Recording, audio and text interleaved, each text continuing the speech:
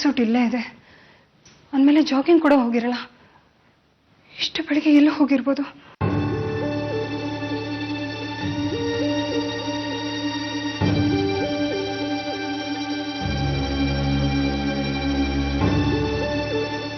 ಅಕ್ಕ, ಸೂರ್ಯ ಅವ್ರನ್ನೆಲ್ಲ ಕಡೆ ಹುಡುಕಿದೆ, ಎಲ್ಲೂ ಕಾಣಿಸ್ತಾ ಇಲ್ಲ. ನಿಮಗೆ ಗೊತ್ತಾ ಎಲ್ಲ ಹೋಗಿದ್ದಾರೆ ಅಂತ? ನಂಗೆ ಗೊತ್ತಿಲ್ಲ. ಪರಿಮಳಂಗೆ ಗೊತ್ತು, ಆದ್ರೆ ಪಾಪ ನಿನಗೆ ಹೇಳಕ್ ಹಿಂಜರಿತಿದ್ದಾಳಷ್ಟೆ. ನಾನು ಹೇಳ್ತೀನಿ ಕೇಳು. ನಿನ್ ಗಂಡ ಸೂರ್ಯ ನೀನಿದ್ರು ಅವನ್ ಮೊದಲನೇ ಹೆಂಡತಿ ಅರ್ಪಿತನ್ ಕಾರ್ಯ ಮಾಡಕ್ಕೆ ಅಂತ ಹೋಗಿದ್ದಾನೆ.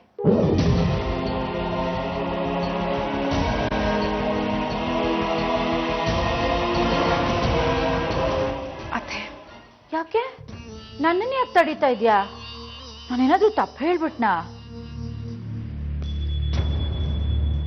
ನನ್ಗೆ ಈ ಹುಡುಗಿನ ನೋಡಿದ್ರೆ ಅಯ್ಯೋ ಪಾಪ ಅನ್ಸುತ್ತೆ. ಅದ್ಯಾಕೋ ಗೊತ್ತಿಲ್ಲಪ್ಪ, ಸೂರ್ಯ ಇವಳ ಜೊತೆ ಸಪ್ತಪದಿ ತುಳಿದ್ಮೇಲೂ ಹೆಂಡತಿ ಅಂತ ಒಪ್ಕೊಂಡೇ ಇಲ್ಲ.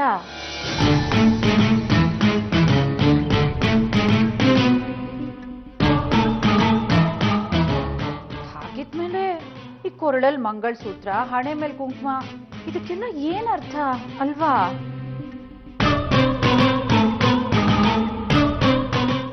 ಹಾಗ್ ನೋಡಿದ್ರೆ ಇವಳಿಗೆ ಸೂರ್ಯನ್ ರೂಮಲ್ಲಿರೋ ಅಧಿಕಾರನೇ ಇಲ್ವೇನೋ?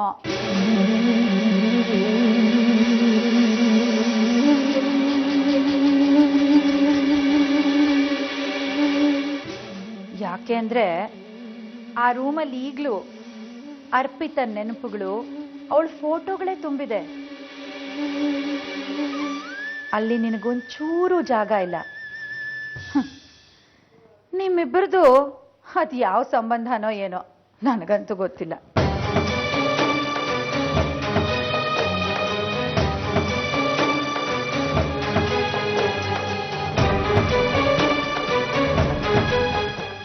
ಅತ್ತೆ, ನನ್ನ ಸೂರ್ಯನ ಮಧ್ಯೆ ಏನ್ ಸಂಬಂಧ ಇದೆ ಅಂತ ತಿಳ್ಕೊಬೇಕಾ? ಹೇಳ್ತೀನಿ ಕೇಳಿ. ನಾವು ನಮ್ಮ ಮಕ್ಕಳ ಅಪ್ಪ ಅಮ್ಮ. ಅಂದ್ರೆ ಸಾಕ್ಷಿಗೆ ಆದಿತ್ಯಂಗೆ ನಾನಮ್ಮ, ಸೂರ್ಯ ಅವರ ಅಪ್ಪ. ಇಷ್ಟು ಗಟ್ಟಿಯಾಗಿದೆ ನಮ್ಮ ಸಂಬಂಧ.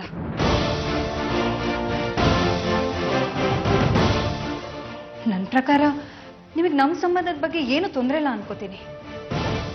ಇನ್ನು ಸೂರ್ಯ ಅವರು ಅರ್ಪಿತ ಅವರ ಕಾರ್ಯ ಮಾಡ್ತಿದ್ದಾರೆ ಅಂದ್ರೆ ನಾನು ಅವ್ರ ಜೊತೆಗಿದ್ದೀನಿ.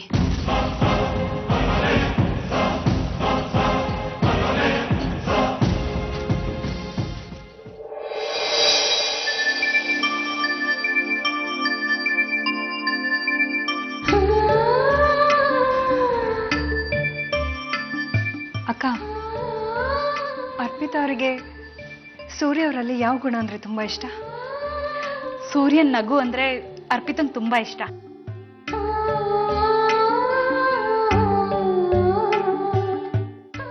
ಸೂರ್ಯ ಅವರಿಗೆ ನಗೋಕ್ಕೂ ಬರುತ್ತಾ? ಸೂರ್ಯ ತುಂಬಾ ಸಂತೋಷವಾಗಿರ್ತಿದ್ರು. ಅವ್ರ ಮನೆಯಲ್ಲಿ ಇದ್ರೆ ಸಾಕು, ಮನೆ ಎಲ್ಲ ತುಂಬಿದಾಗಿರ್ತಿತ್ತು. ಆದ್ರೆ ಅರ್ಪಿತಾ ಹೋದ್ಮೇಲೆ ಅವ್ರು ನಗೋದನ್ನೇ ಮರ್ತು ಬಿಟ್ಟಿದ್ದಾರೆ, ಮೌನವಾಗ್ಬಿಟ್ಟಿದ್ದಾರೆ. ಸಂತೋಷನೆಲ್ಲ ಒಳಗೆ ಅದ್ಮಿಟ್ಕೊಂಡು ಕಲ್ಲಾಗ್ಬಿಟ್ಟಿದ್ದಾರೆ.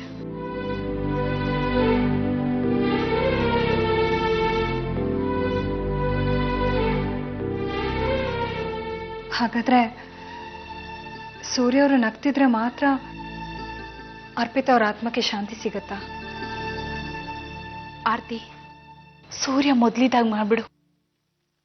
ಅರ್ಪಿತಾ ನಿನ್ನನ್ನು ಹರಿಸ್ತಾಳೆ.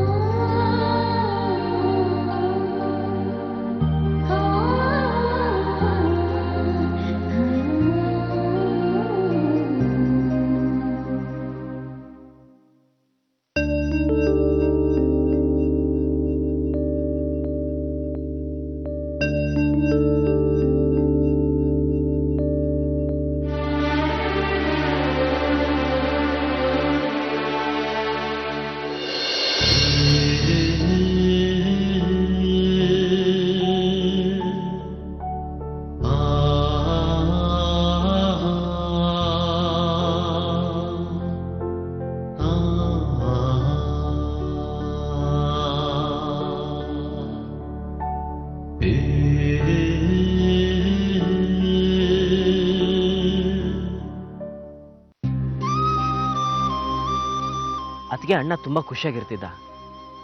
ಎಲ್ಲರ ಜೊತೆ ತಮಾಷೆ ಮಾಡ್ಕೊಂಡು ನಗ್ನಗ್ತಾ ಇರ್ತಿದ್ದ ಅಂತ ಹೇಳಿದ್ರೆ ನಿಮ್ಗೆ ನಂಬಿಕೆ ಬರೋದಿಲ್ಲ ಅಲ್ವಾ?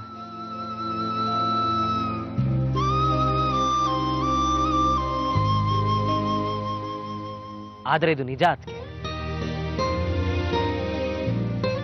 ಇದರಲ್ಲಿರೋ ವಿಡಿಯೋ ನೋಡಿದ್ರೆ ನಿಮ್ಗೆ ಗೊತ್ತಾಗುತ್ತೆ. ನೋಡಿ.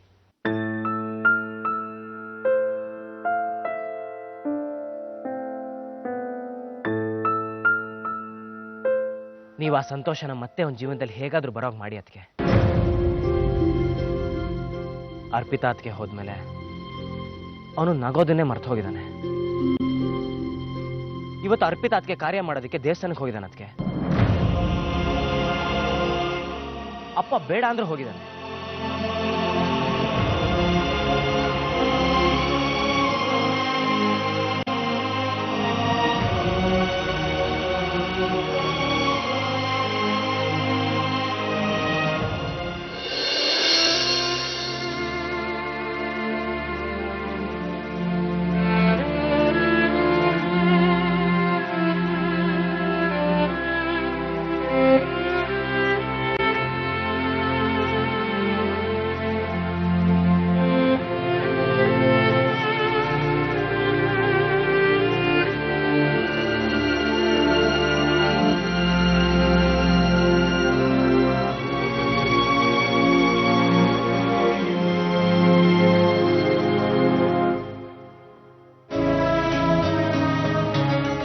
ಅದಕ್ಕೆ ನಾನು ನಿಮ್ಮನ್ನ ಮೊದಲೇ ದಿನ ನೋಡಿದಾಗಲೇ ಅರ್ಪಿತಾ ಅದಕ್ಕೆ ಕೊರತೆನ ಕಡಿಮೆ ಮಾಡ್ತೀರಾ ಅಂತ ನನಗನ್ಸಿತ್ತು.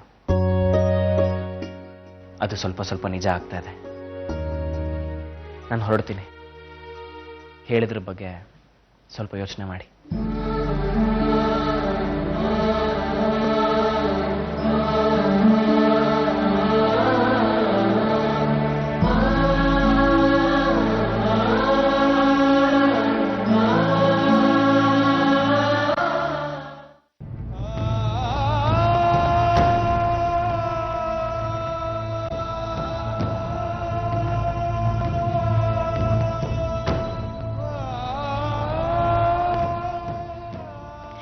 ನಿಮಗೆ ನನ್ನ ಮೇಲೆ ಹೇಗೆ ಪ್ರೀತಿ ಕಡಿಮೆ ಆಗದೆ ಹಾಗೆ ಇರುತ್ತೋ ಇದು ಹಾಗೆ. ಇದನ್ನ ನಾನು ನಿಮ್ಮಿಂದನೇ ಕಲ್ತಿದ್ದು.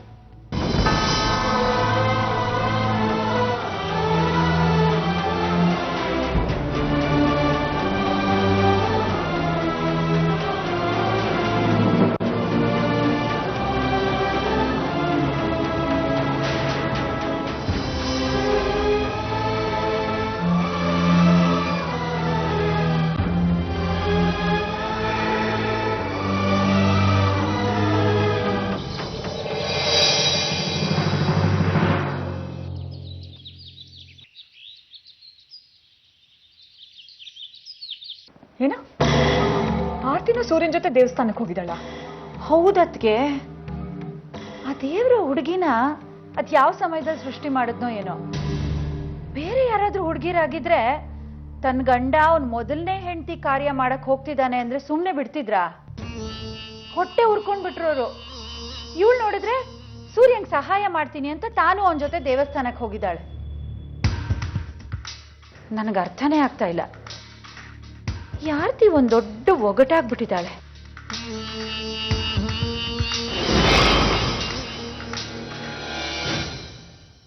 ಇದೇನ್ ಮಾಡ್ತಾ ಇರ ಆರ್ತಿ ಅವರೇ? ದಯವಿಟ್ಟು ನನ್ನ ಕ್ಷಮಿಸ್ಬಿಡಿ ಸೂರ್ಯ ಅವರು. ದೇವ್ರ ಮೇಲೆ ಆಣೆ ಮಾಡಿ ಹೇಳ್ತೀನಿ, ನಾನಿಷ್ಟೆಲ್ಲ ಮಾಡಿರೋದು ಸಾಕ್ಷಿ ಖುಷಿಗೋಸ್ಕರ. ಸಾಕ್ಷಿ ಮುಖದ ಮೇಲೆ ಇಷ್ಟು ವರ್ಷ ಕಳೆದು ಹೋಗಿರೋ ನಗನ ವಾಪಸ್ ತರೋದಕ್ಕೆ ಪ್ರಯತ್ನ ಮಾಡಿದೆ ಅಷ್ಟೇ. ನಾನು ಯಾವತ್ತೂ ಅರ್ಪಿತ್ ಅವ್ರ ಸರಿಸಮನಾಗೋಕೆ ಪ್ರಯತ್ನ ಮಾಡೋದಿಲ್ಲ. ಅವ್ರ ಸ್ಥಾನ ಯಾವತ್ತೂ ಹಾಗೆ ಇರುತ್ತೆ. ಆದರೆ ಯಾರ ಕೈಯಿಂದನೂ ಕಿತ್ಕೊಳ್ಳೋದಕ್ಕೆ ಸಾಧ್ಯ ಇಲ್ಲ. ನನ್ನ ಸ್ಥಾನದ ಮಿತಿನೂ ನಾನು ಯಾವತ್ತೂ ಮೀರೋದಿಲ್ಲ. ನನಗೆ ಗೊತ್ತು ಆರ್ತಿ ಅವರೇ, ನೀವು ಮಾಡಿದ್ದು ನನ್ನ ಮಗಳ ಖುಷಿಗೋಸ್ಕರ ಅಂತ. ಒಬ್ಬ ಅಮ್ಮ ತನ್ನ ಮಗಳಿಗೆ ಏನೇನ್ ಮಾಡಬೇಕೋ ನೀವು ಅದನ್ನೇ ಮಾಡಿದ್ದೀರಾ. ನಾನು ನಿಮಗ್ ಕ್ಷಮೆ ಕೇಳಬೇಕು. ಅಷ್ಟು ಜನರ ಮುಂದೆ ನಾನು ನಿಮ್ ಜೊತೆ ಹೊರಟಾಗಿ ನಡ್ಕೊಂಡೆ. ಆದ್ರೆ ಅದಕ್ಕೆ ಕಾರಣ ಏನು ಅಂತ ನಿಮ್ಗೂ ಚೆನ್ನಾಗಿ ಗೊತ್ತು. ನೀವು ನಿಶ್ಚಿತಾರ್ಥದ ದಿನ ಎದ್ದೋದಾಗ್ಲೇ ನನಗೆ ಚೆನ್ನಾಗಿ ಗೊತ್ತಾಯ್ತು. ನೀವ್ ನಿಮ್ ಹಳೆ ಜೀವನನ ಮರ್ತಿಲ್ಲ. ನೀವ್ ಈ ಮದುವೆ ಆಗ್ತಿರೋದು ನಿಮ್ ಮಗನ ಖುಷಿಗೋಸ್ಕರ ಅಂತ. ಆರ್ತಿಯವರೇ, ನಾನು ನಿಮ್ಮ ಹತ್ರ ಕೇಳ್ಕೊಳ್ತಾ ಇರೋದಿಷ್ಟೇ, ಯಾವತ್ತೂ ಅರ್ಪಿತ ಆಗೋದಕ್ಕೆ ಪ್ರಯತ್ನ ಮಾಡಬೇಡಿ. ಯಾಕಂದ್ರೆ ನನ್ನ ಪ್ರಕಾರ ಜೀವನದಲ್ಲಿ ಒಂದೇ ಒಂದ್ಸತಿ ಪ್ರೀತಿ ಹುಟ್ಟೋದು.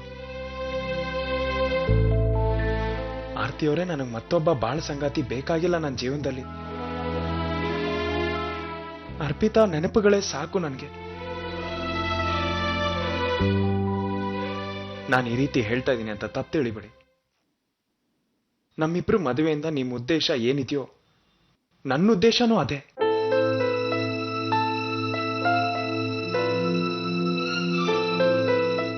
ಆದಿತ್ಯಂಗೆ ನನ್ನಿಂದ ತುಂಬಾ ಪ್ರೀತಿ ಸಿಗುತ್ತೆ.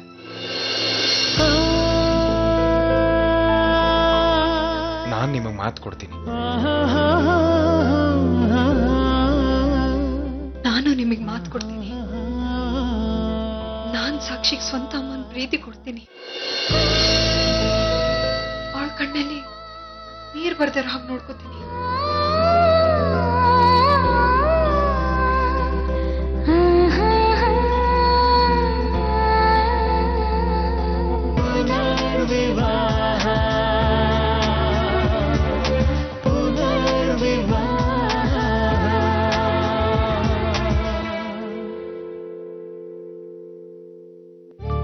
ನಿನ್ನೆ ಪಾರ್ಟಿನಲ್ಲಿ ಸೂರ್ಯ ಎಲ್ಲರ ಮುಂದೆ ಆರ್ತಿಗೆ ಎಷ್ಟು ಬೈದು ಅವಮಾನ ಮಾಡಿದ್ರಲ್ಲ ಪಾಪ. ಆದ್ರೂ ಅವಳು ಸೈಲೆಂಟ್ ಆಗೇ ಇದ್ಲು. ಅವಳ ಮನ್ಸಲ್ಲಿ ಏನ್ ನಡೀತಿದೆ ಅಂತ ನಂಗೆ ಅರ್ಥನೇ ಆಗ್ತಿಲ್ಲ. ನನಗೆ ಯಾಕೋ ಆರ್ತಿ ಅತ್ತಿಗೆಗೆ ಸೂರ್ಯ ಅಣ್ಣನ ಮೇಲೆ ಪ್ರೀತಿ ಹುಡ್ತಾ ಇದೆ ಅಂತ ಅನಿಸ್ತಾ ಇದೆ ಅದಕ್ಕೆ. ಯಾಕೆ ಅಂದ್ರೆ ಪ್ರೀತಿಸಿದವರು ಬೈದ್ರೆ ಹಿತವಾಗಿರುತ್ತೆ, ಅವ್ರು ಮುಂಚ್ಕೊಂಡ್ರೆ ಅವ್ರಿಗೆ ಹಿತ ಅನ್ಸಲ್ವಾ? ಹಾಗಾಗ ಸಾಧ್ಯ ಏನೋ? ಯಾಕೆ ಅನ್ಸಲ್ಲ ಅದಕ್ಕೆ? ನನಗೇನೋ ಹಾಗೆಲ್ಲ ಏನು ಇಲ್ಲ ಅನಿಸ್ತಾ ಇದೆ. ಯಾಕಂದ್ರೆ ಅವಳು ಮೊನ್ನೆ ತಾನೇ ಹೇಳಿದ್ಲು, ನಾವಿಬ್ರು ಆದಿತ್ಯ ಮತ್ತೆ ಸಾಕ್ಷಿಗೆ ಅಪ್ಪ ಅಮ್ಮ ಅಷ್ಟೇ, ನಮ್ಮಿಬ್ಬರ ಮಧ್ಯದಲ್ಲಿರೋದು ಅದೊಂದೇ ಸಂಬಂಧ ಅಂತ. ಸ್ವಲ್ಪ ಯೋಚನೆ ಮಾಡಿ ನೋಡು, ಅವಳು ಏನಾದ್ರೂ ಅವನ್ನ ಪ್ರೀತಿಸಿದ್ರೆ ಸ್ವಲ್ಪನಾದ್ರೂ ಸ್ವಾರ್ಥಿ ಆಗ್ತಿದ್ಲು ತಾನೆ. ಸೂರ್ಯ ಯಾವಾಗ್ಲೂ ಅರ್ಪಿತನ ಬಗ್ಗೆ ಮಾತಾಡಿದ್ರೆ ಅವಳು ಹೇಗೋ ಸಹಿಸ್ಕೊಳ್ತಾ ಇದ್ಲು.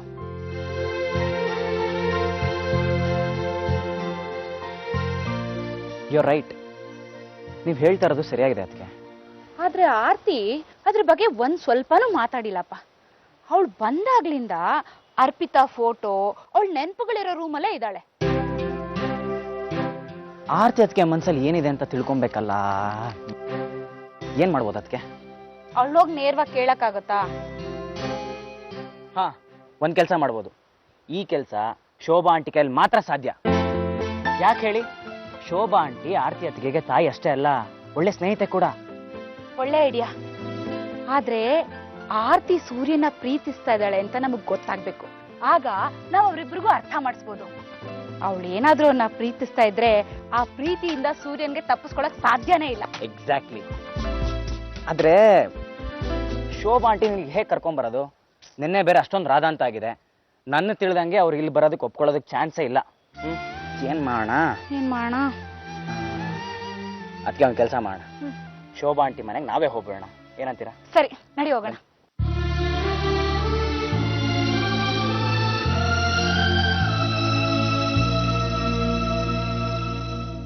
ಆರ್ತಿ,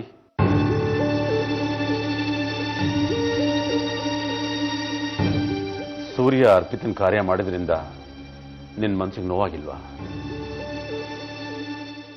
ಮಾವ, ಏನೇ ಆದ್ರೂ ಸೂರ್ಯ ಅವರು ಮೊದಲನೇ ಹೆಂಡತಿ ಅರ್ಪಿತಾ ಅಲ್ವಾ? ತಪ್ಪು. ನೀನು ಮಾತಾಡ್ತಾ ಇರೋದು ತಪ್ಪು. ಅವನು ಅರ್ಪಿತಾ ನನ್ನದಿಂದ ಹೊರಗೆ ಬರಬೇಕು. ಹಳೆ ಜೀವನದಿಂದ ಇಂದಿನ ಜೀವನಕ್ಕೆ ನೀನು ಅವನನ್ನ ಹೇಳ್ಕೊಂಡು ಬರಬೇಕು. ಅದು ಸಾಧ್ಯ ಇಲ್ಲ ಅಂದ್ರೆ ನಿಮ್ಮಿಬ್ಬರ ಮದುವೆ ಏನರ್ಥ ಇದೆ? ನಾನು ನಿನಗೆ 3 ತಿಂಗಳು ಟೈಮ್ ಕೊಟ್ಟಿದ್ದೀನಿ. ಆ 3 ತಿಂಗಳು ಒಳಗೆ ಅವನ ಫೋಟೋಗಳಲ್ಲಿ ತನ್ನ ಜೀವನ ಹುಡುಕೋದನ್ನು ಬಿಟ್ಟು ತನ್ನ ಮನೆಯವ್ರಿಗೋಸ್ಕರ, ಹೆಂಡತಿಯಾದ ನಿನಗೋಸ್ಕರ ಅವನ ಜೀವನದಲ್ಲಿ ಸ್ಥಾನ ಕೊಡೋ ಹಾಗೆ ನೀನು ಅವನನ್ನು ಬದಲಾಯಿಸಬೇಕು. ಅದನ್ನು ನೀನು ಅವನಿಗೆ ಅರ್ಥ ಮಾಡಿಸ್ಬೇಕು.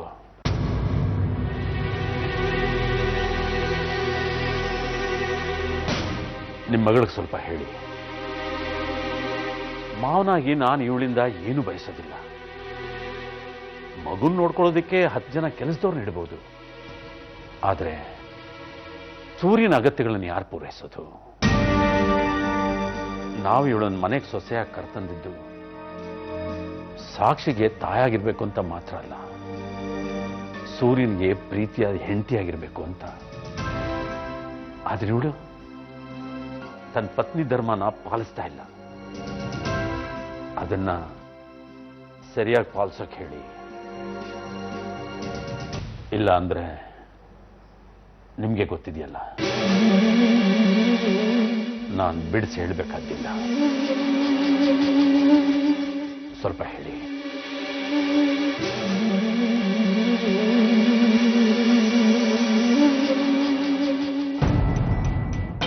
ಸರಿಯಾಗಿ ತಿಳಿಸಿ ಹೇಳಿ ನಿಮ್ಮ ಮಗಳಿಗೆ ಗಂಡನ್ ರಮ್ಸು ಅಂತ.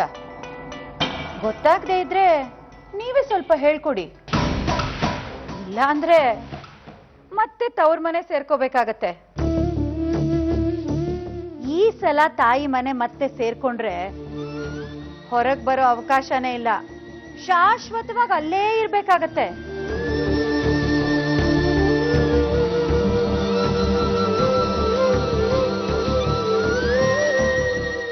ನಮ್ಮಣ್ಣ ಏನ್ ಹೇಳ್ಹೋದ್ರು ಕೇಳಿಸ್ಕೊಂಡ್ರಿ ತಾನೆ? ನೋಡಿ ಅಹಲ್ಯ ಅವರೇ, ಸೂರ್ಯ ಅವರನ್ನ ರಮಿಸಿ ಒಲಿಸ್ಕೊಳ್ಳೋ ಅಗತ್ಯ ನಮ್ಮ ಆರ್ತಿಗಿಲ್ಲ. ಅವರಿಬ್ರು ತಿಳಿದವರು. ಒಬ್ರಿಗೆ ಇನ್ನೊಬ್ಬರ ಭಾವನೆಗಳಿಗೆ ಗೌರವ ಕೊಡೋದು ಚೆನ್ನಾಗಿ ಗೊತ್ತಿದೆ. ಓ,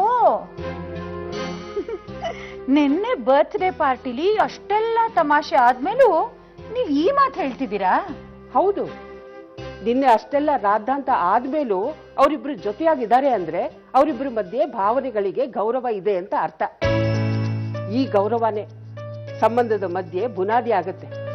ಈ ಬುನಾದಿ ಗಟ್ಟಿಯಾದಷ್ಟು ಸಂಬಂಧ ಗಟ್ಟಿ ಆಗ್ತಾ ಹೋಗುತ್ತೆ. ಗೌರವ, ಪ್ರೀತಿ, ವಿಶ್ವಾಸ ಇಲ್ಲದೆ ಇರೋ ಸಂಬಂಧಕ್ಕೂ ಇಸ್ಪೀಟೆಲೆಯಲ್ಲಿ ಕಟ್ಟಿದ ಮನೆಗೂ ಯಾವ ವ್ಯತ್ಯಾಸನೂ ಇರಲ್ಲ. ಸಣ್ಣದ ಗಾಳಿ ಬೀಸಿದ್ರು ಮನೆ ಕುಸಿದು ಬೀಳತ್ತೆ. ಅಹಲ್ಯ ಅವರೇ, ಸಂಬಂಧ ಬೆಳೆಸೋದಕ್ಕೆ ಸಮಯ ಕೊಟ್ಟಷ್ಟು ಅದು ಇನ್ನಷ್ಟು ಗಟ್ಟಿಯಾಗ್ತಾ ಹೋಗುತ್ತೆ. ನಮ್ಮ ಆರ್ತಿ ಸೂರ್ಯನ್ ಸಂಬಂಧನೂ ಅಷ್ಟೇ. ಜೀವನದ ಪ್ರತಿಯೊಂದು ಸಮಸ್ಯೆನ ಯಶಸ್ವಿಯಾಗಿ ಎದುರಿಸ್ತಾ ಇನ್ನಷ್ಟು ಗಟ್ಟಿಯಾಗಿ ನಿಲ್ಲತ್ತೆ. ನೋಡ್ತಾ ಇರಿ. ಶೋಭಾ ಅವರೇ, ದೊಡ್ಡ ದೊಡ್ಡ ಮಾತಾಡೋಕ್ಕೂ ಅದನ್ನ ಮಾಡಿ ತೋರ್ಸೋಕ್ಕೂ ತುಂಬಾ ವ್ಯತ್ಯಾಸ ಇದೆ. ಆರ್ತಿ ಸೂರ್ಯನ ಗೌರವಿಸ್ತಾಳೆ, ಅದು ನನಗೂ ಗೊತ್ತಿದೆ. ಆದ್ರೆ ಅವನ ಮನಸ್ಸಿನಲ್ಲಿ ಸ್ಥಾನ ಪಡ್ಕೊಂಡು ಅವನ ಮನಸ್ಸಿನ ರಾಣಿ ಆಗೋದು ಇವಳ ಕೈಲಿ ಖಂಡಿತ ಸಾಧ್ಯ ಇಲ್ಲ. ಅದನ್ನೇನಾದ್ರೂ ಅವಳು ಮಾಡಿ ತೋರಿಸಿದ್ರೆ ನಾನು ಒಪ್ಕೋತೀನಿ.